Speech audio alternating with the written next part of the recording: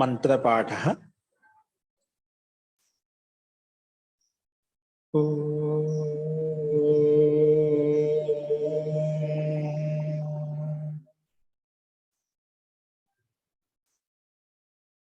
सहनाववतु सहनौ भुनक्तु सह वीर्यं करवावहै तेजस्विनावधीतमस्तु मा विद्विषावहै। ओम शांति शांति शांति। सर्वेभ्यो नमः। अंदरिकी नमस्कारम अंडी। మనము అష్టాధ్యాయిలో రెండవ అధ్యాయము 4వ పాదం చెప్పుకుంటున్నాము. అందులో 4వ పాదంలో ముందుగా ఏకవద్భావ ప్రకరణము, తర్వాత లింగ ప్రకరణము, తర్వాత అన్వాదేశ ప్రకరణము, ఈ 3 ప్రకరణం చెప్పుకున్న తర్వాత ఆర్ధధాతుక ప్రకరణం మనం చెప్పుకుంటున్నాము. ఈ ఆర్ధధాతుక ప్రకరణంలో ఇక్కడ ఆర్ధధాతుక సప్తమి విభక్తి అయితే ఉంది, విశేష సప్తమి. ఆర్ధధాతుక ప్రత్యయం రాబోతుంది, ఆర్ధధాతుక విషయం రాబోతుందని చెప్పి ముందే మనం పని చేసుకుంటాం. అటువంటి సప్తమి సందర్భం ఇక్కడ చెప్పబడింది. సో ముఖ్యంగా ఏదైనా ఆర్ధధాతుక నిమిత్తం చేసుకునే పనులు ఉంటాయి, ఆ విషయాన్ని మనం చెప్పుకుంటున్నాము.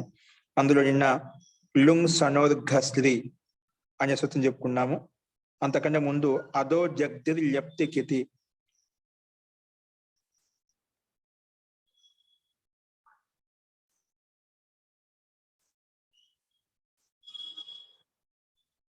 అధస్థానంలో జగ్ది ఆదేశం వస్తుంది ల్య ప్రత్యయం పక్కన ఉన్నప్పుడు, లేదా తకారాది కిత్ ప్రత్యయం పక్కన ఉన్నప్పుడు అధస్థానంలో జగ్ది ఆదేశం వస్తుంది చెప్పుకున్నాము.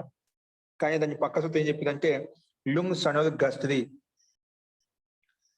అద్ధాతుకు ఒకవేళ లుంగ్ లకారం పక్కన ఉంటే లేదా సన్ ప్రత్యయం పక్కన ఉంటే అప్పుడు అద్ధాతుకు గస్త్రి ఆదేశం వస్తుంది అని చెప్పి ఈ సూత్రం కొంచెం విశేషంగా ప్రస్తావించబడింది.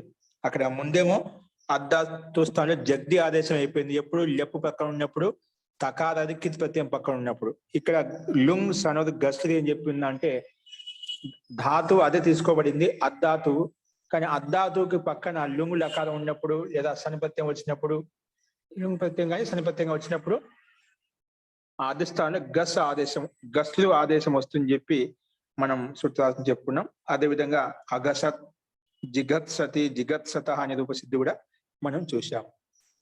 ఎంతవరకు మనం పాఠం చూసామండి. ఇందులో ఎవరికైనా ఇంకేమైనా సందేహం చెప్పండి.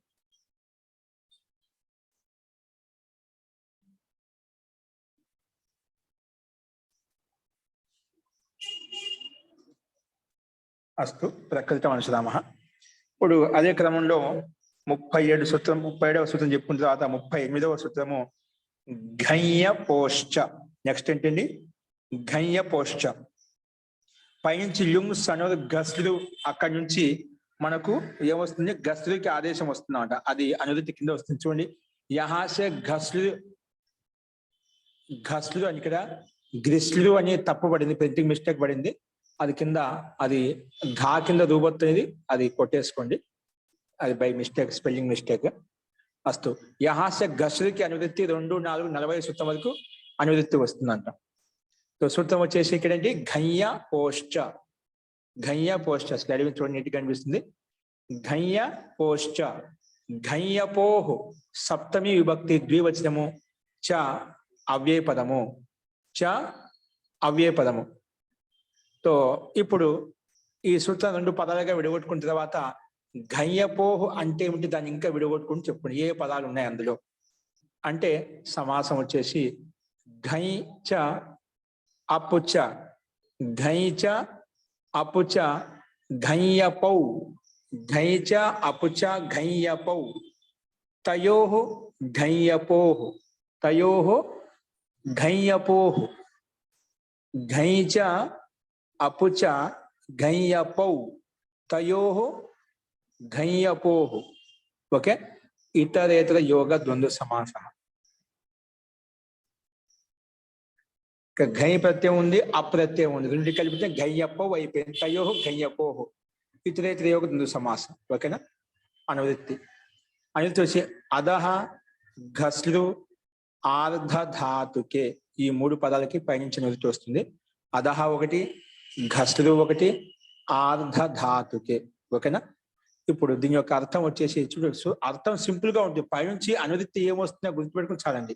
చూడండి, ఘయి అపి ఎందుకు ఈ పక్కన ఉండగా సప్తమి భక్తులు తీసుకొచ్చానండి. ఎందుకంటే మనం ఘయ్యపోహని సప్తమి ద్వివచనం చెప్పి రెండు ఉండగా ద్వివచనంలో పెట్టుకున్నమాట. అది సప్తమి అంటే పరత పక్కన ఉంటే, అందుకే ఇక్కడ సూత్రార్థం చెప్తే అర్థ ఘయి ఈ సప్తమి భక్తి, అపి సప్తమి భక్తి, అలా కన్వర్ట్ మన శబ్దాన్ని మార్చుకున్నమాట.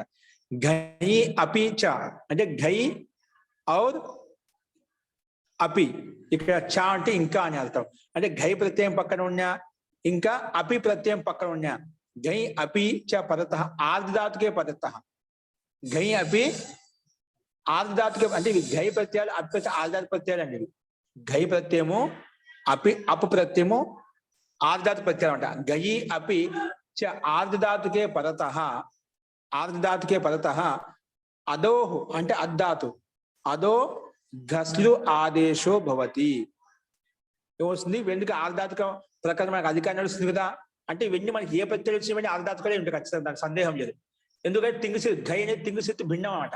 తింగి కాదు, శక్తి కాదు. అందుకే ఆర్ధాతుకం శేష ప్రకారంగా దీనికి ఆర్ధాతు సంధ్య.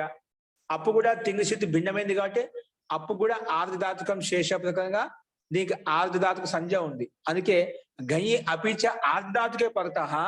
అటువంటి ఘై ప్రత్యయము అది ఆర్ధధాతుకే ఉండాలి. అటువంటి అపు ప్రత్యయము అది ఆర్ధధాతుకమై ఉండాలి. అటువంటి ఆర్ధధాతుకమైనటువంటి ఘై ప్రత్యయం కానీ ఆర్ధధాతుకమైనటువంటి అపు ప్రత్యయం కానీ పక్కన ఉంటే ముందున్నటువంటి అధధాతు ఏదైతే ఉందో అధధాతు స్థానం వస్తుంది, ఘస్లు ఆదేశం వస్తుంది. ఏమొస్తుంది? ఘస్లు పైన చదువుతూ వస్తుంది కదా, ఘస్లు ఆదేశో భవతి అని చెప్పి ఈ సూత్రం చెప్పిందండి. అదేవిధంగా ఉదాహరణ ఇచ్చారు. ఘాసః ప్రఘసః, ఇది ఉదాహరణ అండి. ఘాసః ప్రఘసః ఎలా తయారైంది? అధధాతు చేత. చూడండి, అధధాతు, దానికి సామాన్యంగా ఘాస శబ్దం ఎలా తయారవుతుందో గమనించండి. అధధాతు భూవాదయో ధాతవ అనే సూత్రం ప్రకారంగా అదికి ధాతు సంజ్ఞ పెట్టాము. ధాతు సంజ్ఞ పెట్టగానే వెంటనే ధాతు అధికారానికి వెళ్ళి ధాతో అధికారం అనేది భావే అనే సూత్రం ఉంది. ఏమవుతుందండి?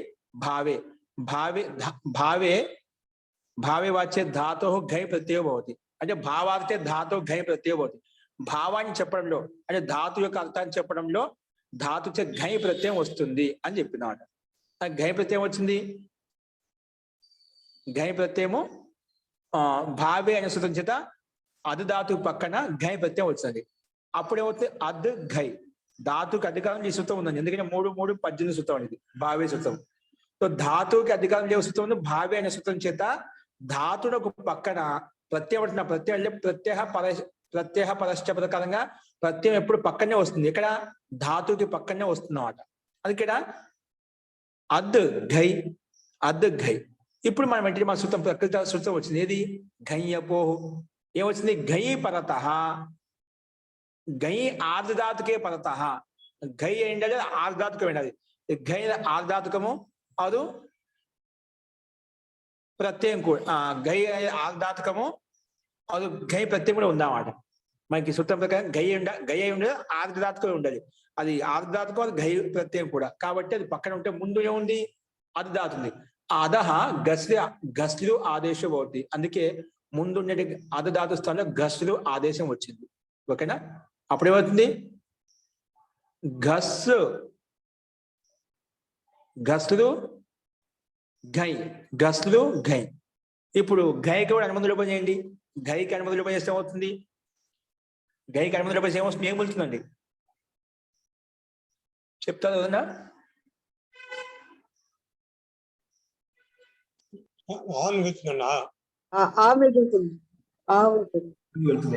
ఏ సూత్రాలు వస్తాయి?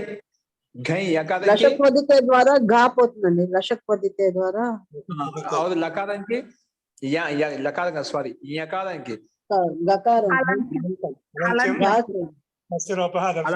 అలంత్యం చేత పోతుంది. అలంత్యం వచ్చి ఏం చేస్తుంది? చివరి గ- ఈ పోతుంది. యకారానికి ఈ పోతుందండి. చివరి ఎకాలకి ఏం చేస్తుంది? తీసేస్తుంది, అది వెళ్ళిపోవని చెప్తుందా? ఉపదేశ అజాన్మస్కృతం. నే, హలంత్యం అని చెప్పాము. హలంత్యం వచ్చేసి హలంత్యం. ఎకాలకి ఏం చేసింది? ఇత్తు చేస్తుందండి. ఇత్తు ఇంతని పేరు పెట్టిపోయింది అంతే, దాని బతుకు అంతే. హలంత్యం వచ్చేసి ప్రత్యయ అంతిమ హల్ వర్ణసి సంధ్య భవతి. అంతిమ ఒక నామకం చేసి వెళ్ళిపోయింది అంతే. ఉమ్. ఓకేనా?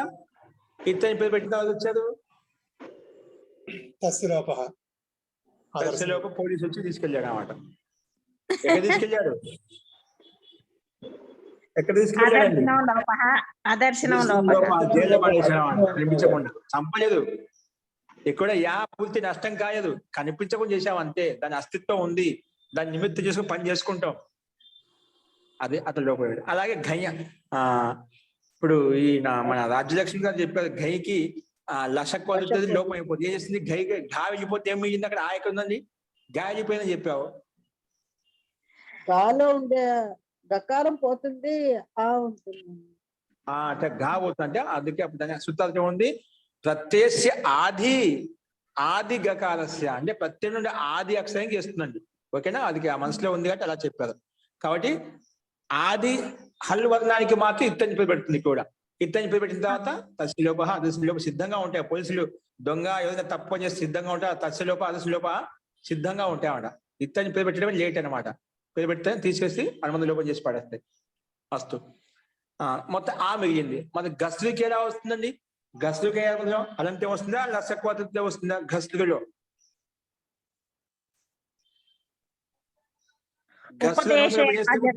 ఉపదేశ అజననాసికైతుతో రకారం పోతుందండి. అదండి సకారం పోదు. నా విభక్తో తుస్మా ద్వారా సకారం పోదండి. సకాలం పోతుందా? పోదండి. నా విభక్త తుస్మా ఎందుకు వస్తుంది ఇక్కడ? అది ఎప్పుడు వస్తుంది? ప్రత్యయే నా విభక్త దీనికి విభక్తి సంజ్ఞ ఉందా? అది ప్రత్యయంలో వస్తుంది. విభక్తి ఎక్కడ పెట్టావో అక్కడ వస్తుంది. ఇది ధాతు కదా, అది దాని గస ఆదేశం. ఇది ధాతు ప్రకారంగా ఆ ధాతు అయిపోతుంది, కానీ ఆ సూత్రం పనిచేయాలి. హలంత్యం ద్వారా సకారం పోతుంది. ఉపదేశ అజననాసిక ఇత్ అనే సూత్రం ద్వారా రికారం పోతుందండి. సకాలంకి హలంత్యం ద్వారా పోతుంది కదా. ఉందండి ఇక్కడ. వెళ్ళిపోండి సకాలం అక్కడ మన ప్రయోజన అభావం, ప్రయోజనం లేదు అక్కడ. ఎకాలం లోపం, సకాలం లోపం చేసుకోండి. ఓకేనా? వేరే సూత్రం అవుతుంది. దీంతో అనుబంధం లోపం కాదు. మహర్షి పాని ఎక్కడైతే అనుబంధం పెట్టాడో అది లోపం అవుతుంది. ఇక్కడ అనుబంధం పెట్టలేదు అనమాట. ఓకేనా? అందుకే ఇక్కడ కాదండి, సకాలం లోపం కాదు. ఓన్లీ గస్ అలాగే ఉంటుంది. ఓన్లీ లిరుకారం మాత్రమే లోపం అయిపోతుంది. ఓకేనా? గస్ ఇక్కడ మనకు లోపం కాదు. ఎందుకు? ప్రయోజనం లేదు ఇక్కడ. మనకు అనుబంధం అనేది కేవలం మహర్షి లిరుకానికి మాత్రం అనుబంధం పెట్టే, కానీ సకాలం పెట్టింది అనమాట. ఓకేనా? అందుకే అది కాదు, అనుబంధం లోపం కాదు. గస్ అలాగే ఉంటుంది. గస్ గై ప్రత్యేకంగా పిలిచి మళ్ళీ ఇక్కడ లసక్వత ప్రకారం అనుబంధం లోపం చేయొచ్చు కదండి. గస్ ఘా ఉంది ఆది అక్షరం. మనకి రూపం గా సహా తయారవ్వాలంటే గా ఉండాలి కదండి. అంటే మీకు ఇష్టసిద్ధి కోసం చెప్పి మేము బలవంతంగా ఉంటామంటాం అయితే ఇలా అది ఎట్లా అవుతుంది? ఉంచుకోవాలి కదా, అవసరమైన ఉంచుకోవాలి కదా. అవసరం అంటే చాలా ఉంటాయి. మీకు అవసరాలు అన్ని మేము తీరుస్తాం ఇక్కడ. కాబట్టి మా అవసరం ఏంటంటే ఇక్కడ తీసేయాలి. మా అవసరం ఇది. నేను రూల్ చెప్పండి, రూల్ మాట్లాడి నేను కూడా మాట్లాడి మీరు కూడా మాట్లాడదాం. రూల్ చెప్పండి. నాకు తీసేయాలి, నీకు అవసరం తీయవద్దు అంటున్నావు. రూల్ ఏం చెప్తుంది ఇక్కడ? ఆచార్య అక్కడ గకారం తీసేస్తే మన లక్ష్యాన్ని చేరుకోలేము. అంటే రూపసిద్ధి అనుకూలంగా మనకు లక్ష్య సిద్ధి సిద్ధించదు కాబట్టి ఆ గకారాన్ని ఎత్తి చేయకూడదు ఆచార్య. అది ఆచార్య, అది కూడా కరెక్టే. కాబట్టి దీనికి మనకు సూత్రం ఉంది, కండిషన్ ఉందా, రూల్ ఉందా అనమాట. అది ఎప్పుడు లాస్ట్ రాంబాణం ఎప్పుడు కాదు, ఎవరు మనకు లేకపోతే అది. ఇక్కడ మనకు నియమ రూల్ ఉంది అనమాట. తెలుసు, అందరికి తెలుసుది. ఇప్పుడు చెప్పాను జస్ట్. ఎందుకు ఇక్కడ లక్షపద్ధతి వచ్చి పని వద్దంటుంది ఎందుకు రాలేదు? ఇప్పుడు పని చేశాం కదా, ఘైలో చేశాం కదా రాజ్యలక్ష్మి గారు. అవునండి, గైలో ఆల్రెడీ చేస్తాం కదా.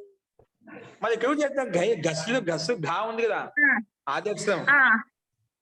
ఏమండి ఇదేమో ధాతువు. అది ప్రత్యయం అండి, గస్ అనేది ధాతు ఎందుకు? ఇది ఆదేశం కదా. ఆదేశం. ఆదేశానికి చేయవండి, ఆదేశం చేయవండి. ఎవరు చెప్పారు చేయదని చెప్పి? అద స్థానంలో వచ్చింది కాబట్టి ఆదేశము ధాతువత్తే కదండి అయ్యేది. అది ధాతు స్థానం వచ్చి స్థాని వదాదిస్తో అందులో ధాతు స్థానం వచ్చి ధాతువత్త అయిపోతుంది. ఓకేనా? ఇంకొకటి మీరు ఏం చెప్పాలి సమాధానం అంటే, ఇక్కడ ఇది ఆదేశమే చెప్పినప్పుడు ఆదేశం ఎక్కడ వచ్చింది? ధాతు స్థానం వచ్చి కూడా ఆదేశం ధాతువత్త అయిపోయింది. ఇంకోటి ఆదేశం ఇంకోటి ఏం చెప్పారు మీరు? ఆ ఆదేశంలో కాలం చెప్పారు. కాలం చెప్పాక రూల్ అంటే మనకు ముఖ్యంగా లసక్ పద్ధతి ఏమంటుంది? ప్రత్యయస్య ఆది గకారసి. ప్రత్యయం కాదు కదా ధాతు. ఇప్పుడు ఒక మాటలు అంటే ధాతువు కాదు కాబట్టి, ఇది ప్రత్యయం కాదు కాబట్టి ఈ సూత్రమే రాదు, ప్రాప్తే లేదు అని చెప్పాలి. ఓకేనా? ఇవన్నీ లక్ష్యాలు కరెక్టే. మన లక్ష్య సిద్ధి కోసం గకారం పెట్టుకుంటామండి, అది సా ఉండాలి తీసేని క్లియర్ సకాలం పెట్టుకోవాలని చెప్పి అది వేరే విషయం. ఎప్పుడు మనకు నియమాలు లేకపోతే ఇష్ట సిద్ధి ప్రకారం అటువంటి సందర్భాలు వస్తాయి. ఇక్కడ మనకు ఏంటంటే ఆ లసకవతి నువ్వు ఏ దాంతో చేస్తావు, ఎత్తు చేస్తా అంటున్నావు గకారం ఏ సూత్రంలో నువ్వు లసకవతి అని చెప్పాను. మీరు ఆ సూత్రాలతో మర్చిపోయారు కాబట్టి ఇంకా చెప్పాను అంటే మనసులో ఉంది. అప్పుడు దానికి సూత్రాలు చెప్పింది ప్రత్యయ స్పష్టంగా చెప్పింది. ప్రత్యయస్య ఆది కవర్గస్య లకారస్య షకారస్య ఇది సంధ్యా భవతి అంటున్నాను. ప్రత్యయం స్పష్టంగా చెప్పినప్పుడు మనకి ధాతు కాబట్టి దాని సందర్భం లేదన్నమాట, రాదా సూత్రం. ఓకేనా? అలా అర్థం చేసుకోవాలి. ఇది ధాతు కాబట్టి సూత్రమే రాదు, ప్రాప్తే లేదు. ప్రాప్తి ఉంటే మనం ఆలోచించవచ్చు దాన్ని నిషేధించే సూత్రమైన ఉందా అని చెప్పి. ఓకే, అట్లా ప్రతి సూత్రాలను చూసుకుంటే మనకు సమస్య లేకుండా ఉంటుంది. ఫస్ట్ జస్ట్ మీకు కొంచెం మళ్ళీ పునరావృతి కోసం అది చెప్పాను ఫస్ట్. సో ఈ రకంగా ఘస్ ఘై ప్రతి యొక్క ఆ, మన ఘస్ ఆ వచ్చింది. ఇప్పుడు ఆ అనేది ఆర్ధార ప్రత్యయమా సాధారణ ప్రత్యయమా? అనేది సార్వధాతుకమా అర్ధాత్కమా? ఆర్ధధాతుకం ఆర్ధాధిపత్యం. ఆర్ధాధిపత్యం పక్కన ఉండి వెళ్ళా వచ్చింది మనకు వెంటనే ఆచో ఇతి సారీ అత ఉపదాయ అచ్చు కదా అత ఉపదాయ సూత్రం వచ్చింది అన్నమాట. ఏం చెప్తుంది? ఇదేమంటుందంటే అత ఉపదాయ వచ్చేసి అంగస్య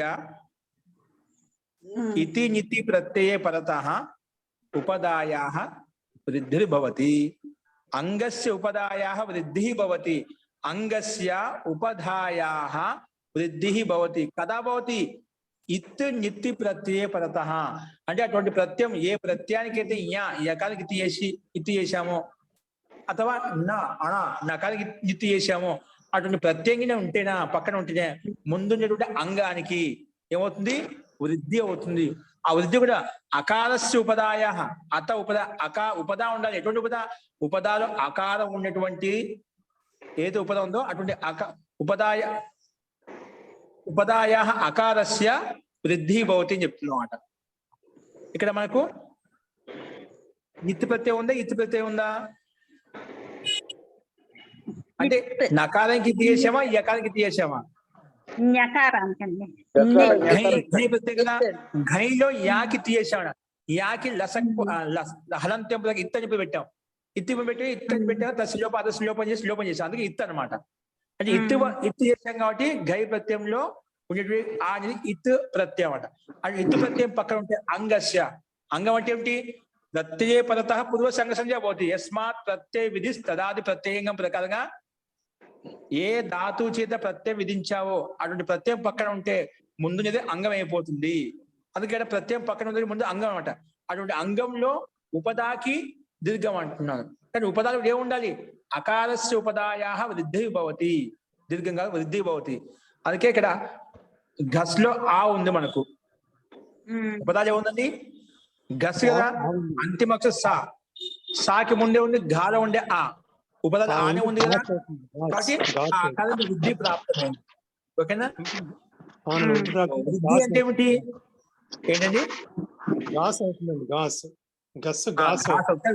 ఓకే, వృద్ధి అంటే ఏమిటండి?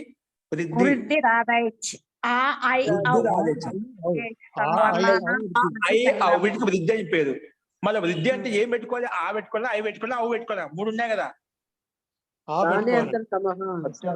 ఆ ఎందుకు పెట్టుకోవాలి? స్థానే అంతర్తమః. ఐ పెట్టుకోవచ్చు కదా, అవు పెట్టుకోవచ్చు కదా. వృద్ధి అంటే 3కి ఆ ఐ అవుకు వృద్ధి సంజయ అవుతుందని చెప్పి పార్వతి గారు చెప్తున్నారు. స్థానే అంతర్తమః అండి. ఆ స్థానే అంతర్తమః ఏముంటుంది? అంటే దేని స్థానంలో అదే వస్తుంది. ఆ స్థానం అకార చెప్పండి. స్థానంలో ఒకటి దీర్ఘం అవుదా మహోదయ? అకార స్థానంలో ఆ, మహోదయ ఉకార జీ. స్థానంలో ఐ. అతోపదాయ అంటే దీర్ఘం కాదా? దీనికి వృద్ధి చేస్తుంది, అతోపదాయ వృద్ధి చేస్తుంది. దీర్ఘం కదండి. ఆ వృద్ధి చేస్తుంది. వృద్ధిలో 3 అక్షరాలు వచ్చాయి. అందులో ఆని ఎందుకు పెట్టుకోవాలి, ఐ ఎందుకు పెట్టుకోకూడదు, అవి ఎందుకు పెట్టుకోదు? దీనికి సమాధానం చెప్పండి. మన స్థానే అంతర్తమః సూత్రం ద్వారా అండి. ఓకే అండి, కరెక్టే. సూత్రం కరెక్టే చెప్పే మీరు. స్థానే అంతర్తమ వచ్చి ఇక్కడ దాన్ని ఉపయోగించు. స్థానే అంతర్తమ ఆదేశం స్థానే ప్రాప్యమానం అత్యంత సదృశతమ అంటే అంతర్తమ ఆదేశ భవతి అంటుంది. అంటే ఇక్కడ ఏంటి? అత్యంత సదృశంగా ఉండేది ఏంటి? 3 వర్ణాలు ఉన్నాయి. అదే అకారానికి అత్యంత సదృశంగా ఆకారం ఆ వస్తుంది కదా. ఉందంటుంది. ఆకారం ఉంది. కంఠ్య స్థానంలో 2 ఉంటాయి కదా. కంఠస్థానంలో అదిగో ఆకారము స్థానం ఒకటే కదండి. కంఠస్థానమే కదా 2 అక్షరాలకి. ఐల కంఠస్థానం లేదా? అంటే అది కొంచెం దూరం కదా. కంఠ తాళవి అక్కడ కంఠం ఉంది కదా. అంతర్తమం అయితే ఆకారమే వస్తుంది కదండి.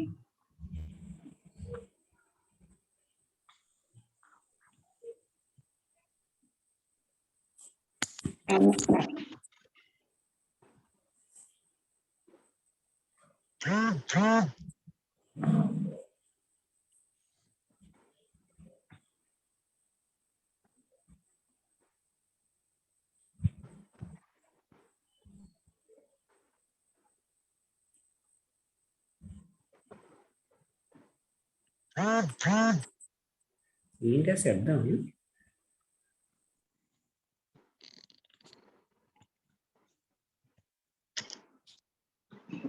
ఆచార్య ఉన్నారా?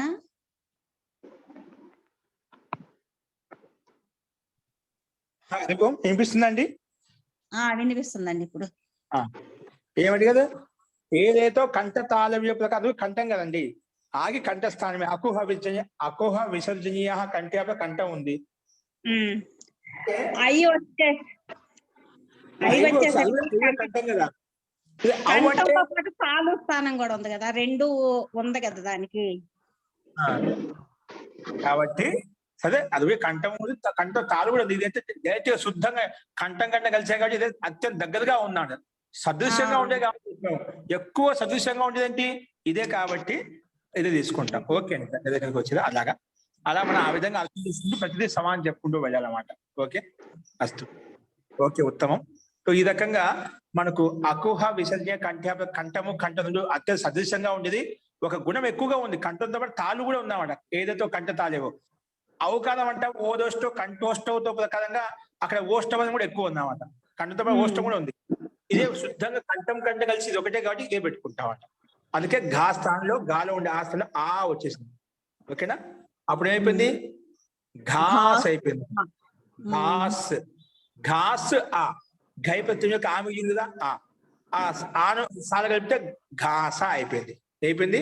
సా హనంతానికి ఘాస అయిపోయింది. ఇది ఏ ప్రత్యయం? కృదంత ప్రత్యయం. ఘైకి ఘై ప్రత్యయం అంతలో కలిపాం కదా. గై అంటే ఏమిటి? గై ప్రత్యయం అంతిమంలో కలిపాం అంటే గస్లో ఉండే సకాలం కలిపేశాం. అంటే ఘై ప్రత్యయం అంతిమంలో ఉంది, అందుకే ఘయంతం అంటాం. ఏమంటాం దీన్ని? ఘై ప్రత్యయం అంతిమంలో ఉంది, దీని ఏమంటాం? ఘయంత ప్రత్యయం అంటాం. అర్థమైనా? అంటే గై ప్రత్యయం అంతిమ కలిపాం కదా ఆని, ఇది ఘయంత ప్రత్యయం. ఈ ఘైకి ఏమని పేరు పెట్టుకుని? టింగ్ ప్రకారంగా దానికి 3వ అధ్యాయం ఉండే ప్రత్యయాన్ని కూడా కృత్ ప్రత్యయం అంట. కృత్ అని కూడా పేరు ఉంది. అంటే కృదంత ప్రత్యయం, గై అంటేనే కృదంత అనొచ్చు అంట. కృత్ ప్రత్యయం అంత్యం ఉంది కాబట్టి వెంటనే కృత్ తద్ధిత సమాసాశ్చ అనే సూత్రం వచ్చేసి ఏం చేసింది, కృత్ ప్రత్యయం అంత్యంలో ఉంటే దానికి మొత్తానికి ప్రాతిపదిక పెట్టేసి ఇప్పుడు ఘాస్ మొత్తం మన ప్రాతిపదిక అయిపోయిన అన్నమాట. ప్రాతిపదికగానే జ్ఞా ప్రాతిపదిక అధికారానికి వెళ్ళి ఏమవుతుంది, ఏకవచన వివక్ష కాబట్టి ఘాస మనకు సు తెచ్చుకుంటాం. స్వాదుత్పత్తి ప్రకారం మొత్తం తెచ్చుకుని ప్రక్రియ చేసుకుని సు తెచ్చుకుంటాము. సుకి ప్రక్రియ అంత సుస్థాను శస్త్రశోధు కథవసాన్ని విసర్జన ఇదంతా ప్రక్రియ చేసుకుంటూ వచ్చి ఏమొస్తుంది, విసర్జన చేసుకుంటేనే ఆసహ అనే రూపం సిద్ధిస్తుంది. ఓకేనా. అలాగే ప్రఘసహ, ప్రా ఉపసర్గం పెట్టుకుంటే సేమ్ ఇదే విధంగా ప్రఘసహ. ఇక్కడ మనకి ఏమో కాలేదు, ఇక్కడ ఇది గై ప్రత్యయానికి ఉదాహరణ కాదు, మనకి 2 ప్రత్యయాలు చేత గై అప్రత్యయానికి ఉదాహరణ ఇది. అపప్రత్యయం, అప్రత్యయం వచ్చింది సేమ్. ఇక్కడ ఉపసర్గేద అనే సూత్రం ప్రకారంగా ఉపసర్గం ముందు ఉంటేనే అద్ధాతు చేత అప్రత్యయం వస్తుంది.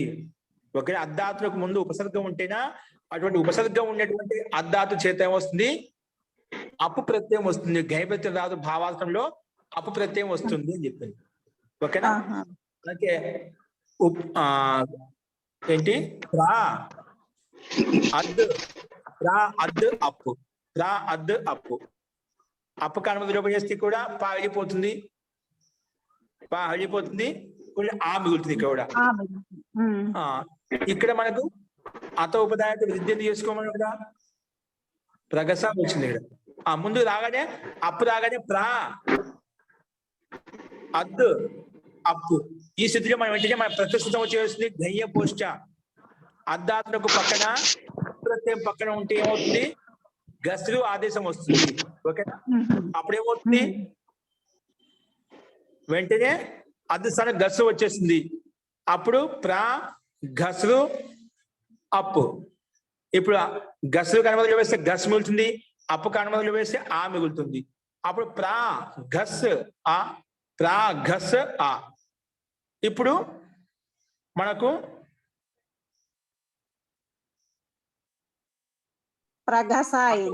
అటోపదాయ ప్రకారం వృద్ధి చేసుకుంటాం. అంటే పైన చేసిన విధంగా చేసుకుంటామా, అవసరం లేదు కదండి, ఇక్కడ వచ్చేసింది పైన చేసుకుని ఇక్కడ చేసుకుంటే బాగుంటుంది చెప్పండి. అక్కడ ప్రగాస అని చెప్పాము, ఇప్పుడు ప్రగస అంటున్నాం. అవసరం లేదు ఎట్లా చెప్తాం, అవసరం లేదు కారణం చెప్పాలి, కారణం చెప్పండి ఎందుకు చేసుకోని చెప్పాలి.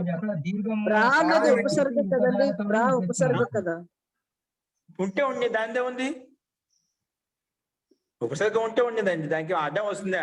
మనకు ప్రఘాస ముందు ఉండి దాతకు ముందు వచ్చింది ప్రా, ఇక్కడ వృద్ధి ఎందుకు చేసుకోలేదు.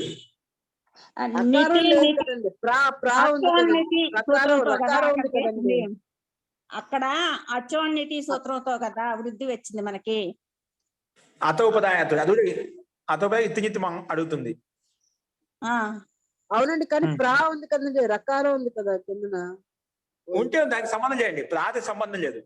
అది అది దాతలకు ముందు వచ్చు, దాన్ని ఏం చెప్పాం టచ్ చేయడానికి లేదు. అది ఏమో ఎవరికి అడ్డంగా వచ్చలేదు పాపం, దాన్ని ఏం చేయడానికి లేదు పాపం, ఎవరికి ఇబ్బంది పెట్టడం లేదు. సమస్య అక్కడ లేదు మనకు. సమస్య ఎక్కడ ఉందంటే ఇప్పుడు దగ్గర పర్వతి గారు వచ్చారు, చెప్పండి పర్వతి గారు.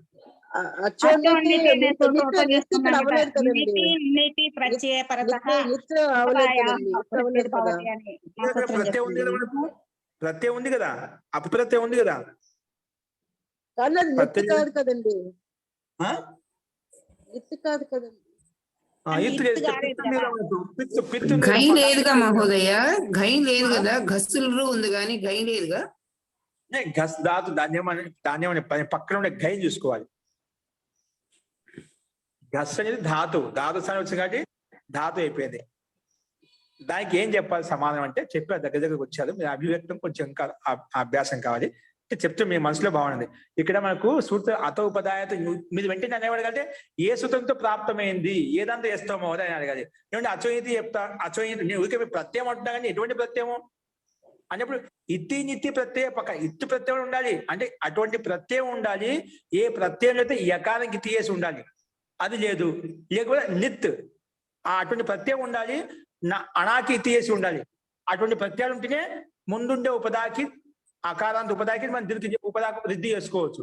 ఇక్కడ మనకు ఆ పైన ఘాసాలో గయ ప్రత్యయం తెచ్చుకున్నాం కాబట్టి ఇక్కడ ఇత్తు ఉన్నాక చేసేసుకున్నాం.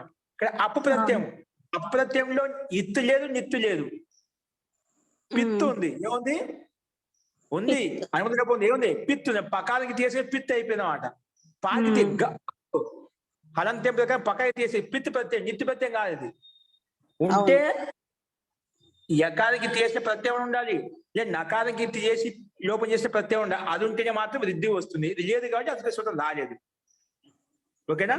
అచోయితి కూడా అదే ఉంటుంది. అది రావాలని కూడా ఈ ప్రత్యయాలు ఉండాలి. లేవు కదా, అందుకే రాలేదు. కాబట్టి మనం ఎలా ఉందో అలా ఉండిపోయి కలిపేసాం. గస్సు అప్రత్యేక ఆగలిపితే ప్రగస అయిపోయింది. అయినా ఇది కూడా కృత్ ప్రత్యయం కదా, కృత్ ప్రత్యయం కాబట్టి కృత్ ప్రత్యయం ఉండి ఏదానికైతే ఆ మొత్తానికి మళ్ళీ ప్రాతిపదికం చెప్పి పెట్టాము. ప్రాతిపదికం చెప్పి పెట్టగానే సుపోధాతు ప్రాతిపదిక న్యా ప్రాతిపదిక అధికారం కూడా సుకి ఋత్వ విసర్గం చేసుకుంటే ప్రగసహ అలా వచ్చింది అన్నమాట. ఓకేనా? కారణం ఉంటుంది దీంట్లో మనకు. ఇది ఇష్టమని కూడా, ఇష్టాలు కూడా దానికి రెండు వికల్పం లేకపోతే అక్కడ మన ఇష్ట లక్ష్య సిద్ధి చూస్తామండి. సాధ్యం అంటే ప్రతిదీ కారణం ఉంటుంది మనకు. ఏది అట్లా వదిలిపెట్టి ఇంకేదన్నమాట. ఎందుకు కాలేదు? ఆసక్తి ఏముంటుంది, ఈసక్తి ఏముంటుంది, దాని చేస్తుందా, ప్రత్యయం చేస్తుందా, ఎక్కడో వచ్చిన సూత్రాలలో అర్థం ఉంటుంది అన్నమాట. ఏ సూత్రం వస్తుంది, ఎక్కడ వస్తుంది, ఏది లోపం చేస్తుంది, అలా సూత్రం యొక్క దాయత్వం, సూత్రం ఏం పని చేస్తుంది దాని యొక్క అర్థం గుర్తుపెట్టుకుంటే చాలు. ఒక్కొక్కప్పుడు ఈ వ్యాకరణం అంటే ఏం చేయండి, ప్రతి ఒక్కరి యొక్క దాయత్వం గుర్తుపెట్టుకోవాలి. ఇంట్లో 10 మంది ఉంటాం, 10 మందికి దాయత్వాలు ఉంటాయి. ఇంట్లో గృహిణి ఉంది, గృహిణి ఇంటి పని వర్క్ చేస్తుంది. ఇంట్లో తండ్రి ఉంటాడు, తండ్రి బయట పోయి పని చేసుకుంటాడు. పిల్లలు ఉంటారు, వాళ్ళ పని చదువుకోవడం ఒక పని ఉంటుంది. అట్లా ఒక్కొక్కరు ఇంట్లో పెద్దవాళ్ళైనా ఎవరైనా కానీ అట్లా 10 మంది ఉంటే 10 మందికి 10 పనులు భిన్న భిన్నంగా ఉంటాయి అన్నమాట. అంటే వాళ్ళకి ఆ పని చేస్తే మిగతా పని చేయదన్నమాట. అలాగే ఇక సూత్రాలకు ప్రతి ఒక్క దానికి ఒక దాయత్వం ఇచ్చామంట. ఇలా ఉంటే పని చేస్తుంది, ఇలా ఉంటే పని చేస్తుంది. లోక వ్యవహారం ఉండేది, వ్యాకరణం అంటే ఉండదు అన్నమాట.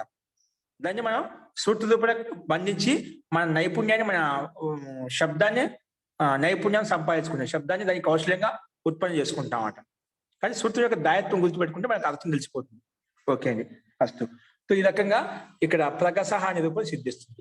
ఓకేనా? అర్థమైంది కదా? ఇందులో యొక్క సందేహం ఉందా?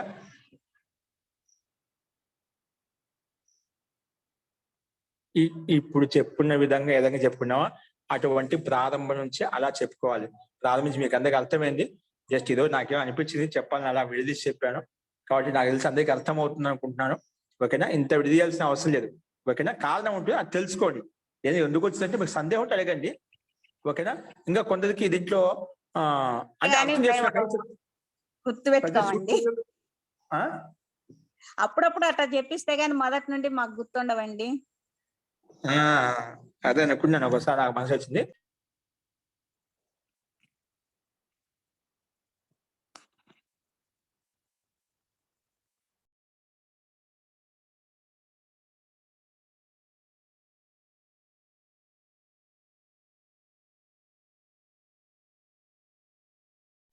అర్థం రాదని చెప్పి భయపడాల్సిన అవసరం. ఎందుకంటే ప్రతిదీ నేను చెప్తున్నాను, ఈ సూత్రం ఈ పని చేసింది, ఈ సూత్రం ఈ పని చేసింది, అక్కడ గుర్తుపెట్టుకుని చాలు. ఇప్పుడు ఈ సూత్రం ఇవ్వలేదు, ఇక్కడ అత ఉపదాయ సూత్రం వచ్చేసి వృద్ధి చేసింది, మధ్యలో వచ్చేసింది అన్నమాట.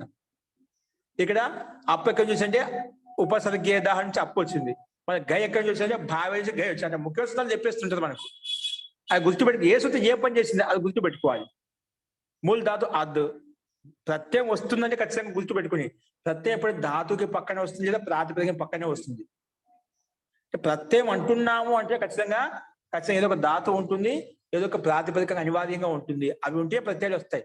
అవి లేకుంటే, ధాతులు లేకుంటే ప్రాతిపదిక లేకుంటే ప్రత్యయాలు రావు అనమాట. ప్రత్యయాలు వెళ్ళినప్పుడు ధాతుకి పక్కన కానీ ప్రాతిపదికానికి పక్కన కానీ వస్తూ ఉంటాయి. కాబట్టి అటువంటి ప్రత్యయాలు ఏ దాంతో వస్తున్నాయి, ఎలా వస్తున్నాయి, ధాతువు ఏంటి, ప్రత్యయం ఏంటి, దీంట్లో అది మనం గుర్తించుకోవాలి. అప్పుడు మనకు స్పష్టత వస్తుంది. ఓకే, సంతోషం. నెక్స్ట్ ప్రకృతి అంశదామ. రెండో వచ్చి బహుళం ఛందస్సి. ఓకేనా? బహుళం ఛందస్సి విషయంలో అది మనకు వ్యాకరణం కూడా పనిచేద్దాం అన్నమాట. వ్యాకరణం అంటే వ్యాకరణం కూడా మనం దాంట్లోకి మార్చేస్తాం. అంటే దానికి విశిష్టమైన కారణాలు చెప్తాం. దాంట్లో బహుళం అంటే క్వచిత్ ముందు చెప్పుకున్నాం. బహుళం అంటే క్వచిత్ ప్రవృత్తి, క్వచిత్ అప్రవృత్తి, క్వచిత్ అన్యదేవ. కొన్ని చోట్ల ఎక్కడ ప్రాప్తం అవుతుందో అక్కడ ప్రాప్తం చేయము, ఇక్కడ వద్దనుకుంటే అక్కడ అవుతుంది, ఇక్కడ కావాలనుకుంటామో అక్కడ వేరే విధంగా చేస్తాం. అట్లా ఎలా కావాలంటే మనకు వేదానుకూలంగా మంత్రానుకూలంగా ఎలా కావాలంటే దాన్ని అలాగే మార్చేస్తాం. అదొక రూల్, ఒక పద్ధతి అన్నమాట. ఓకేనా? అంటే మనకు అన్నిటి రూల్స్ ఉంటాయి. ఏం కాబట్టి ఇక్కడ ఇదే చేసుకోవాలి, దాంట్లో కొంచెం కనీసం ఉంటామన్నమాట. ఇది ఒక వ్యవస్థ అనమాట. సో బహుళం అంటే మనకు ఎక్కడ ఇష్టసిద్ధి అనుకూలంగా ఇష్టానుకూలంగా ఏదైతే మనకు సిద్ధిస్తుందో ఆ రకంగా ప్రయత్నం చేసుకోవాలి. అస్తు, అది బహుళం అంటే ఇక్కడ. సో చూడండి, బహుళం ప్రథమ విభక్తి ఏకవచనము, ఛందసి సప్తమి విభక్తి ఏకవచనము.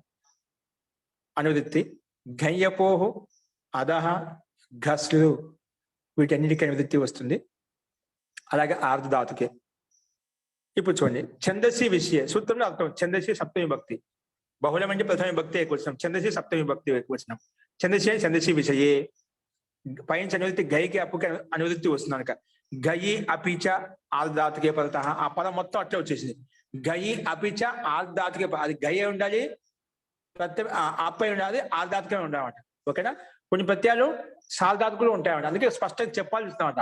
అది ప్రత్యయమే కానీ సార్ధాతుకులు. ఇప్పుడు గష్ అన్యాయం అనుకోండి, అది సార్ధాతుకం అయిపోతుంది. మళ్ళా అషన్యాయం అనుకోండి, అది సార్ధాతు ప్రత్యయం అయిపోతుంది. అందుకే షిత్ ప్రత్యయం కాబట్టి. అందుకే అది గై అప్పు ప్రత్యయం ఉండాలి, అది గై ఉండాలి, అప్పై ఉండాలి, అది ఆర్ధాతుకం కూడా అయి ఉండాలన్నమాట. అని విశేషంగా బలంగా చెప్పారు ఇక్కడ. గై అపిచ ఆర్ధాతుకే పదత బహుళం అదో గస్లు ఆదేశో భవతి. ఇక్కడ చూడండి, బహుళం అంటే ఇంకా మన ఇష్టం అనమాట. ఎక్కడ ఏ రకం కావాలో అలా తీసుకున్నాం. ఒకవేళ మనకు ఇక్కడ ఏం చెప్పాం, అది స్థానికి గస్లు వస్తుంది, గస్లు వస్తుంది చెప్పాం. ఎప్పుడు వస్తుంది? ఇక్కడ మనకి ఏం చెప్పలేము, మామూలుగా ఏం చెప్పాం, గయ్యి అప్పు పక్కన ఉంటే చెప్పినాం పైనుంచి ప్రకారం. గై ప్రత్యయం పక్కన ఉన్నా అప్రత్యయం పక్కన ఉన్నా గస్ ఆదేశం వస్తుంది. అంటే ఎక్కడ ఒక్కోసారి చేసుకుంటాము, ఇక్కడ వస్తుంది చెప్పారు. కొంచెం చేసుకోం కూడా, కొన్నిసార్లు విధ విధంగా చేసుకుంటాం, అలా మార్పు చేసుకోవచ్చు. మొత్తానికి ఇక్కడ మనకు ఛందస్సు విషయంలో మాత్రము గై అప్రత్యయం పక్కన ఉన్నప్పుడు కూడా వికల్పంగా అధిస్థానం గస్ ఆదేశం వస్తుంది. అంటే ఒకసారి వస్తుంది, ఒకసారి రాదు. మన ఇష్టం, ఎక్కడ ఎలా కావాలంటే అలా చేసుకోవచ్చు. సో మొత్తానికి ఛందసి విషయే గై అపిచ ఆర్ధధాతుకే పదత బహుళం అదో గస్లు ఆదేశో భవతి అని చెప్పి ఈ సూత్రం యొక్క అర్థం అని చెప్పుకున్నాం. అస్తు, ఉదాహరణ వచ్చేసి అశ్వాయ ఇవ తిష్టతే ఘాసమగ్నే. అశ్వాయ ఇవ తిష్టతే, దీని సంధి ప్రకారం అశ్వాయేవ తిష్టతే ఘాసమగ్నే. ఇది అథర్వవేదం యొక్క మంత్రం అంట. ఇక్కడ మనం ఏంటి, గై ప్రత్యయము అప్రత్యయం పక్కన ఉన్నప్పుడు వచ్చేటువంటి గస్లు ఆదేశం అండి. అందుకే ఘాసమగ్నే. ఇక్కడ అశ్వాయేవ తిష్టతే ఘాసమగ్నే. ఘాస శబ్దం ఇది మనకు రూపసిద్ధి. ఈ వేద మంత్రంలో ఘాస శబ్దం ఎక్కడ వచ్చింది? ఘాసమగ్నే అంటే అర్ధాతుకు గస్లు ఆదేశం అప్పుడు ఘాసమగ్నే వచ్చేస్తున్నాడు. ఇదేంటి, అర్ధాతుకు ఘై ప్రతి తీసుకొచ్చినప్పుడు ఘాసం శబ్దం తేలింది. ఇక్కడ ఏమైపోయింది? ఘాసం శబ్దం తేలింది. ఇక్కడ సు తెచ్చుకున్నాం, సుస్థానంలో అమ్ము తెచ్చుకున్నామండి. అది విశేషం. ముఖ్యంగా ఇక్కడ విసర్గం కాకుండా ఘాసం శబ్దం ఉంది కాబట్టి సుస్థానంలో అమ్ము అవిపూర్వ ప్రకారం ఘాసం శబ్దం తయారైంది. అస్తు, నచబౌతి. ఒకసారి మనకు ఏం కాదు, గస్లు ఆదేశం కాదు. నాచబౌ అంటే కానిపక్షులు. బహుళం అంటే ఒకసారి వస్తుంది, ఒకసారి రా అని చెప్పాం కదా. నాచ కానిపక్షి ఎలా ఉంటుంది? అష్ట మహో దివ ఆదో హరి ఇవ. ఆదో శబ్దం ఆదాహ. ఇక్కడ ఆదా శబ్దం అలాగే ఉండిపోయింది. ఇక్కడ ఏంటి, అర్ధాతు పక్కన గై తీసుకొచ్చాం. గై తీసుకొచ్చినప్పుడు ఇక్కడ ఏమైపోయింది, మనకు గై పక్కన ఉన్నప్పుడు కూడా ఈ బహుళం ఛందసి విషయంలో మాత్రమే. ఇక్కడ ఒకసారి రాలేదు మనకు, ఒకసారి అధిస్థానం గస్ల ఆదేశం రాలేదు, అలాగే ఉండిపోయింది. అద్ గై కనుమతులు వేసింటే ఆ మెరిగింది. అక్కడ ఏ విధంగా మనం అతౌపదాయాహతో వృద్ధి చేసామో గస్ ఉన్నప్పుడు ఎలా చేసినామో ఇక్కడ అద్ ఉన్నప్పుడు అలాగే చేస్తామట. అందుకే ఆదా అయిపోయింది. అధిస్థానంలో ఆదా. ఇప్పుడు గస్కు ఘాస అయిపోయింది కదా, అలా అదికి ఆదా అయిపోయింది. ఆదా పక్కన ఘై ప్రత్యయం యొక్క ఆ గడిపితే ఆదహ వచ్చేసింది అన్నమాట. విసర్గం సు తెచ్చుకుని ఋతు విసర్గం చేసుకుంటే ఆదహ రూపం వస్తుంది. దాని వల్ల సంధి వల్ల ఆదో అయిపోయింది ఇక్కడ. ఓకేనా? పక్కన హరి శబ్దం ఉంది కాబట్టి హసిచ ప్రకారంగా దానికే విసర్గానికి ఊ వస్తుంది. ఊ స్థానంలో గుణం అయిపోయి ఓ అయిపోయింది అన్నమాట. సో అశ్వాయేవ తిష్టతే ఘాసమగ్నే అష్టామహో దివో ఆదో హరి ఇవ. ఆదో శబ్దం వచ్చింది, ఆదా అలాగే ఉండిపోయింది. ఇక మధ్యలో అదో పదార్థం వృద్ధి చేసుకుంటాం మనం. ఆదో అంటే ఘాసో ఉండాల్సి ఘాసా ఉండాల్సి పైన చెప్పినట్టుగా ఇక్కడ ఆదో శబ్దం అలాగే ఉండిపోయి ఎప్పుడు గస్ ప్రత్యయం రానప్పుడు, గస్ ఆదేశం రానప్పుడు. ఓకేనా? అలాగే ఒకసారి వస్తుందన్నమాట, వస్తుంది అపి. అపి శబ్దానికి అంటే గైకి ఉదాహరణ చూసాం. ఒకసారి వచ్చినప్పుడు ఒకసారి రాని, గై ప్రత్యయం వచ్చినప్పుడు ఎలా ఉంటుంది, గై ప్రత్యయం రానప్పుడు ఎలా ఉంటుంది, 2 ఉదాహరణ చూసాం. వస్తే ఘాసం, రాకుంటే ఆదో ఆదహ, 2 ఉదాహరణ చూసాం. నెక్స్ట్ వచ్చేసి అపి అంటే అప్రత్యయ ఉదాహరణ, ప్రగసహ పైన చెప్పిన ఉదాహరణ సేమ్ వస్తుంది. ఒకసారి గై ప్రత్యయం గస్ ఆదేశం కాకపోతే ఏమవుతుంది, గస్తాం నూనం. ఇక్కడ అన్యత్రాపి నాచబోతి ప్రాదహ, ప్రా ఉపసర్గము అద్ధాతు. ఇక్కడ గుణం రాలేదు, అక్కడ అదికి ఆదా గుణం వృద్ధి చేసుకున్నాం. ఇక్కడ అదికి ఆదా వృద్ధి రాలేదు అనమాట. అందుకే ప్రా అద్ అప్రత్యమిక ఆదంటే ప్రద అయిపోయింది. ప్రా అద్ ప్రద అయిపోయింది. ఋత్వ విసర్గం చేసుకున్నాక ప్రదహ అయిపోయింది. ఇంకా మన మధ్య దీర్ఘ ఎలా వచ్చింది, ప్రాదల దీర్ఘ ఎలా వచ్చిందండి చెప్తుందన్నా, ప్రా ప్లస్ అదా. ఇక్కడ ప్రాలో ఉండే అకారము అదులో ఉండే అకారానికి ఏమైపోయింది, అకహ సవర్ణ దీర్ఘ ప్రకారం దీర్ఘ చేస్తే ప్రాదహ అయిపోయింది. ఓకేనా? ఇక్కడ వృద్ధి కాలేదు అనమాట. అద్దాతో అలాగే ఉంది. అద్దులో ఉండే అకారానికి ప్రా ఉపసర్గం ఉండే అకారానికి రెండు మధ్య అకహ సవర్ణ దీర్ఘ ప్రకారం దీర్ఘం చేస్తేనా ప్రాదహ అనే రూపం మనకు సిద్ధించింది అనమాట. ఓకేనా? తర్వాత సూ తీసుకుని సూకి దిత్వ విసర్గం చేసుకుని కామన్ గా ఉంటుంది ప్రాదహ.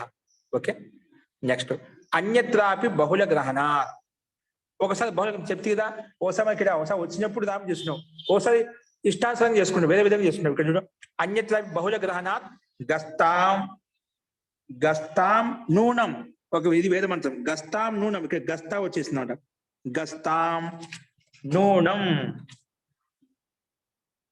సగ్దిష్టమే, ఇక్కడ సగ్ది వచ్చేసిందన్నమాట, సగ్దిష్టమే.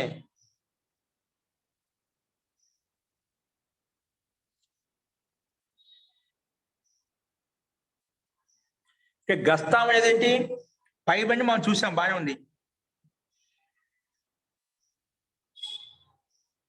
ఛందస్సు విషయంలో గై అనే అప్పు పక్కన ఉంటే అదు స్థానంలో గస్ ఆదేశం వస్తుంది అని చెప్పుకున్నామాట. ఇక్కడ బహుళం చెప్పడం వల్ల గయ్యి తత అప్పు ప్రత్యయం పక్కన ఉన్నప్పుడు గస్ ఆదేశం చెప్పుకున్నామాట. గస్ ప్రత్యయం రానప్పుడు ఎలా ఉంటుందో అది కూడా చెప్పుకున్నామాట. అలా చెప్పిన తర్వాత నెక్స్ట్ ఉదాహరణ ఇచ్చేది ఇక్కడ బహుళ గ్రహణం చేత చెప్తిదా మనకు ఇష్టానుసారం క్వచిత్ ప్రవృత్తి, క్వచిత్ అప్రవృత్తి, క్వచిత్ అన్యదేవ, మనకి ఎలా కావాలంటే ఎలా మార్పు చేసుకోవచ్చు. ఇక్కడ గస్తాం వచ్చిందండి, గస్తాం ఇది లంగ్లకారంలో, ఏంటి లంగ్లకారంలో. అదేవిధంగా సగ్ది, నెక్స్ట్ ఉదాహరణ ఏంటి సగ్ది, ఇది తిని ప్రత్యయం పక్కన ఉంటే ఈ రూపం వచ్చిందన్నమాట. సో ఇక్కడ 1:1:57 సూత్రాలు మనం చెప్పుకున్నామండి గస్తాం రూపం. 1:1 సగ్ది రూపం సిద్ధి చెప్పుకున్నాము. అసలు గస్తాం కూడా ఇక్కడ ఏంటంటే లంగ్లకారం యొక్క రూపం కదా, తా ఆతాం గస్తాం లంగ్లకారం కదా, ఆత్మీయపదంగా పరిశుభ్రమే. తిప్ తస్ జి సిప్ తస్ థా లంగ్లకారం కదా, తస్ వచ్చింది, తస్థానంలోనే తాం అయిపోయింది అన్నమాట, తస్థానంలో తాం వచ్చేసింది అన్నమాట. ఓకేనా? అస్తు గస్తాం లంగ్లకారమే, లంగ్లకారం.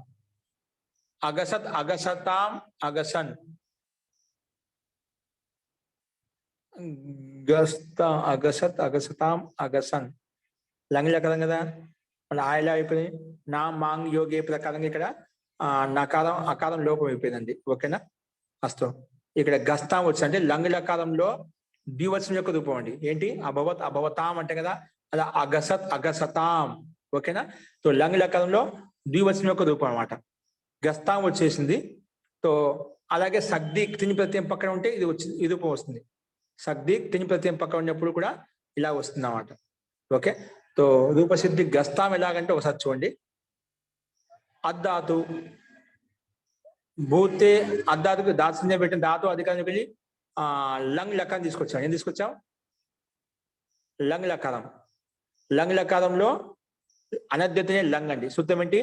ధాతో అధికారానికి వెళ్తే అనద్యతని లంగ్ ప్రకారం అనద్యతన భూతే కాళీ అంటే ధాతు లంగ్ ప్రత్యయ భవతి. అద్ లంగ్ లంగ్ అనుమతిలో వేసుకుంటే లకారం పొల్లి పోతుంది. ఆ లకార పొల్లి స్థానంలో లస్య అధికారానికి వెళ్ళి తిప్తజి సిప్తస్థా ప్రకారంగా లంగ్ లకారంలో ప్రథమ పురుషు ద్వివచనంలో తిప్తస్జి అవును కదా, తిప్తస్జి. ఇక్కడ ప్రథమ పురుషు ద్వివచనం తస్ అన్నమాట, తస్ వచ్చిందన్నమాట. లాస్ట్ లో వచ్చింది తస్, అద్ తస్.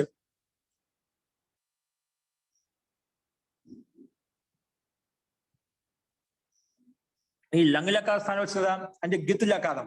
లంగ్ గకారానికి తీసాం కదా, గిత్తుల సంబంధం లకారం కాబట్టి తస్తమిపాం తాం తన్ తామహ అనే సూత్రం ప్రకారంగా తసుస్థానం తాం వచ్చేసిందండి. వచ్చింది మళ్ళీ ఆ తసుస్థానంలో తాం వచ్చేసింది అనమాట. అప్పుడు ఏమైపోయింది? అప్పుడు వచ్చేసి అద్దు తాం ఏమైంది? అద్దు తాం.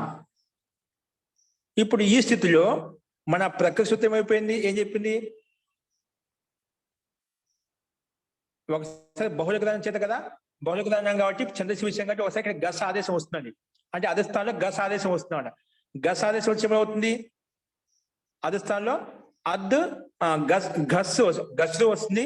దానికి అనుమతిలో వేసుకుంటే గస్ మిగిలింది. గస్ తాం గస్ తాం అలా వచ్చేసింది అనమాట. గస్ తాము గస్ తాం అంటే ఒక పక్షంలో ఇక్కడ మనం బహుళ గ్రహం ఒకసారి చేసుకున్నామంట. అంటే ఇక్కడ మనకు చేసుకున్నామంటే మనకు గై ప్రత్యయ గస్ ఆదేశం వస్తుంది. ఒక కండిషన్ ఏం చెప్పుకున్నాము?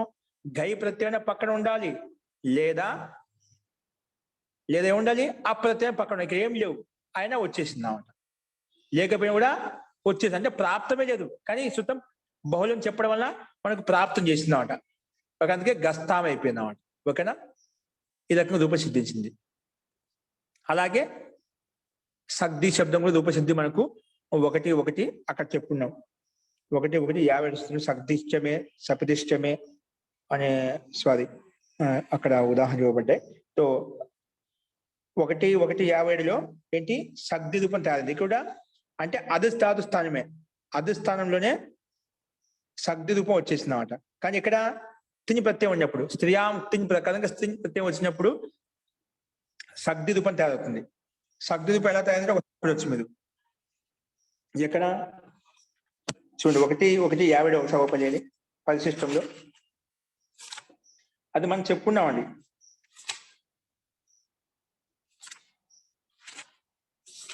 స్థానిక ప్రకారం చెప్పుకుంటప్పుడు సగ్ధి రూపం మనము చెప్పుకున్నాం. చూడండి, సగ్ధి అనేది అద్ధాతు సగ్ధి సగ్ధి సమానమైన భోజనం అని అర్థం.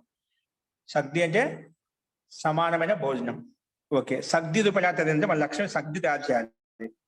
అద్ధాతు ఇక్కడ ముందు చెప్పిన ధాతు తీసుకున్నా. అద్ధాతుకి ఇక్కడ భూవాదే ధాతు ప్రకారం ధాతుని పెట్టిన తర్వాత ధాతు అధికారులు వెళ్తే ముందు బహుళం ఛందస్సు అనే సూత్రం ఉన్నది. ఈ సూత్రం ప్రకారం ఏమొచ్చింది? ఇంకా మనకేం రాలేదు. ధాతు రాగానే వెంటనే ఆధాతుకు విషయం వస్తుందని చెప్పి ముందుగానే ఊహించుకొని ఇంకా ప్రత్యయం రాలేదు. ఏం చేసాము? ప్రత్యయం రాకుండానే బహుళం ఛందస్సు ప్రకారంగా అధిష్టానంలో గస్ ఆదేశం చేసుకున్నామండి. అధిష్టానంలో గస్ ఆదేశం చేసుకున్నామట. ఓకేనా? ఇక్కడ గై ప్రత్యయం కానీ అప్రత్యయం రాకుండానే మనం బహుళం ఛందస్సు ప్రకారంగా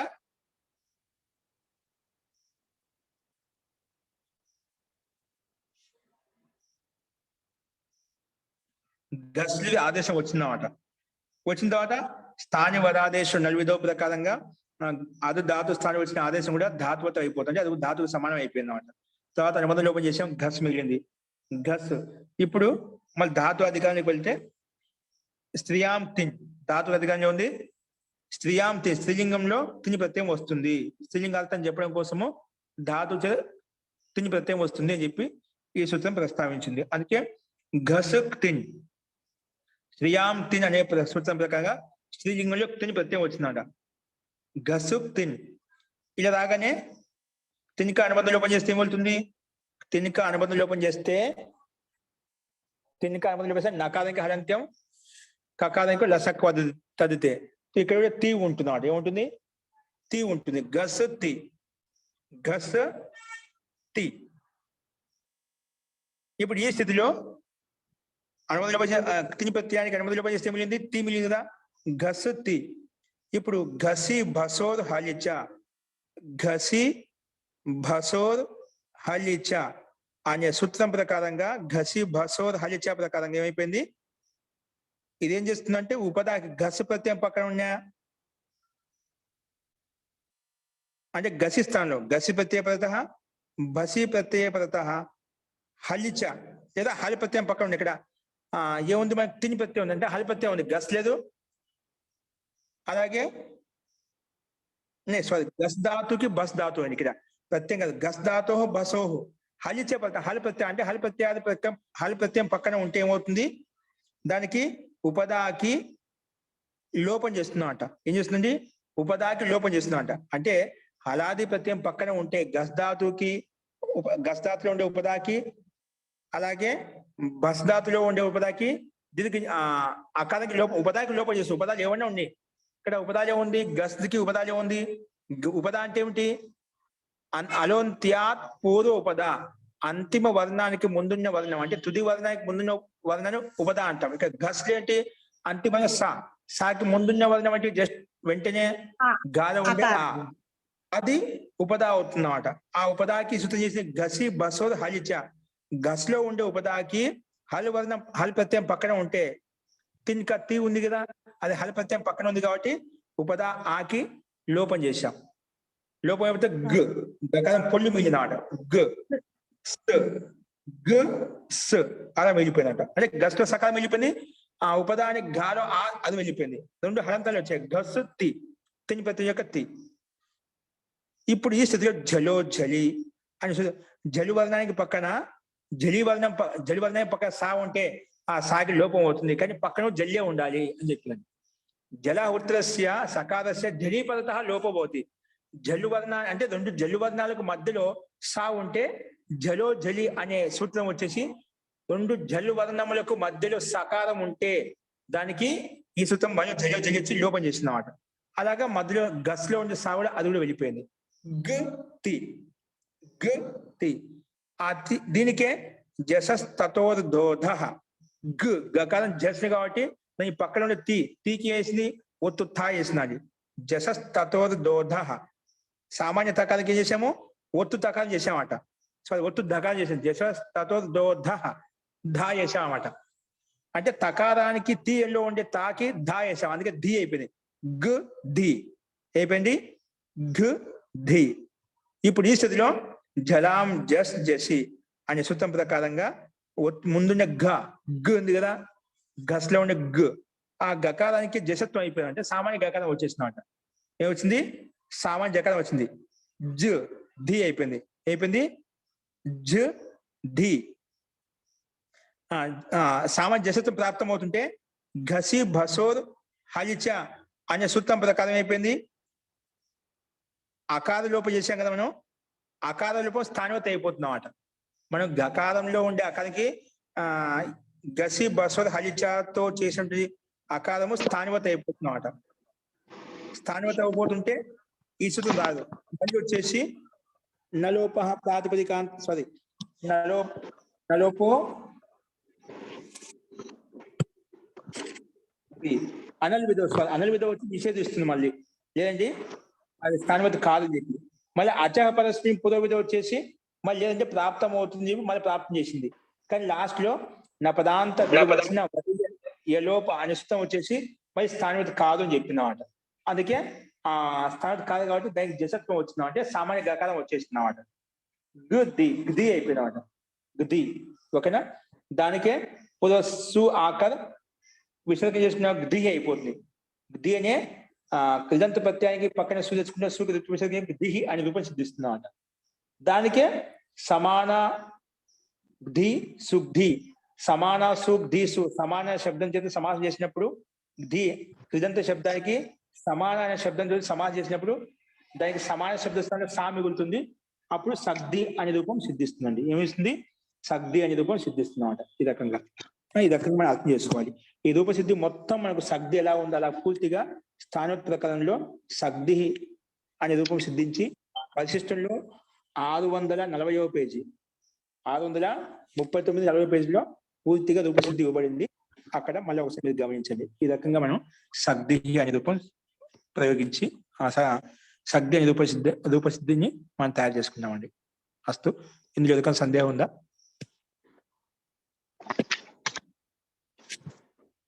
ఏదైనా సందేహం ఉందండి? ఇక్కడ ఈ సమాన ఇది ఎట్లా వచ్చిందండి? ఎందుకు వస్తుంది ఇది? మనకు మన లక్ష్యం అంటే ఇప్పుడు మీరు చెప్పేదా లక్ష్యం మనకి ధీ మనకు సగ్ధి రూపం వచ్చా మనకు ఓన్లీ ధీ తయారైంది సాయకం చూసింది అన్నమాట. అప్పుడు కృదంతానికి సమాన అనే శబ్దం సమానం చేశాం.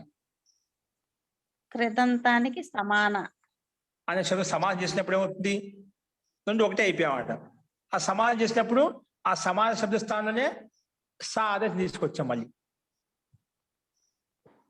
సమాసం చేసిన సమస్త పదం అయిపోయింది. వెంటనే మళ్ళా సమాన పదానికి సాభావం చేస్తామని వేద సూత్రం వచ్చేసి దానికి సాభావం చేసింది అన్నమాట. సమానం తీసేసి మొత్తం సా వచ్చేసి సా ది సమానం చేస్తే సగ్ది అయిపోయింది అన్నమాట. ఓకేనా? మనకు సగ్ది రూపం కాబట్టి ఓన్లీ కృదంతం దానికి సమాన శబ్దాన్ని కలుపు సమానం చెప్పు దాంతో కలిపి సమానం చేసామంట. కృదంతానికి సమాన శబ్దం కలిపాము. కలిపినప్పుడు ఆ సమాన శబ్ద సమాన ధి అలా వచ్చిందన్నమాట విగ్రహవాక్యం. ఇప్పుడు ఆ సమాన స్థానంలోనే సా ఆదేశం అవుతుందని చెప్పి వేదసూత్రం వచ్చి సా భాష చేసిందన్నమాట. సమాన సా ఆదేశ భవతి సమాన శబ్ద సా ఆదేశం చేసుకో. మొత్తం సమాన శబ్దం తీసేసి సా అని పెట్టేశాం. సా పక్కన ది ఉంది కదా ఉత్తర పదంలో ది సగ్ది అనే రూపం వచ్చేస్తుంది. ఇది అస్తు. అర్థమైందండి? అయింది. ఓకే అండి.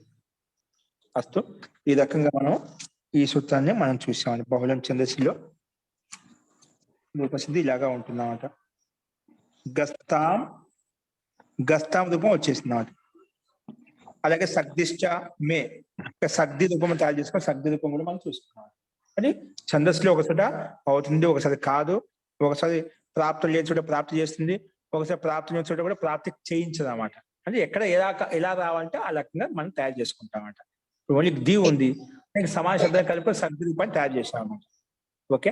ఈ రకంగా వేద మంత్రంలో రూపసిద్ధి ఈ రకంగా ఉంటుంది. బహుళం అంటే కొంచెం ప్రాప్తం, కొంచెం ప్రాప్తం ఉండదు, కొంచెం ప్రాప్తం ఏం చేసుకోం, కొంచెం ప్రాప్తం లేకుండా చేసుకుంటాం అంట. అలా ఇష్టసిద్ధి అంటే బహుళం అనేది బహుళ ప్రకారంగా ఉంటాయి. అనేక ప్రకారంగా మనం ఎక్కడ ఎలా కావాలో అలా చేసుకుంటాం. దాన్ని బహుళం అని చెప్పి చెప్పుకుంటాం. క్వచిత్ ప్రవృత్తి, క్వచిత్ అప్రవృత్తి, క్వచిత్ అన్యదేవ విద్యది విధానం బహుళా వదంతి సా బాహుళక మిథ్యాహు అని చెప్పి మనకు వార్తికం ఉన్నమాట. ఆ వార్తికం ప్రకారంగా మనం ఈ రకంగా 4 ఉదాహరణలు మనం చూసాం. వేద మంత్రం యొక్క అర్థాలు ఎలా ఉంటాయి అనేది. అస్తు. ఈ రకంగా 3 ఉదాహరణలు మనం చూసుకున్నాము. నెక్స్ట్ 40వ సూత్రం లిట్యన్య తదస్యం అనేది చెప్పుకున్నామండి. అస్తు. ఇంకా సందేహాలు చెప్పండి.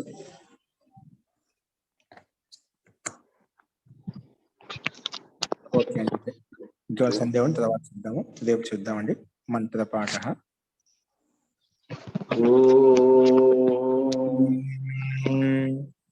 సర్వే భవంతు సుఖినః, సర్వే సంతు నిరామయాః, సర్వే భద్రాణి పశ్యంతు, మా కశ్చిత్ దుఃఖభాగ్ భవేత్. ఓం శాంతి శాంతిః. సర్వేభ్యో నమః. అందరికీ నమస్కారం అండి. నమస్తే అండి. ధన్యవాదాలు.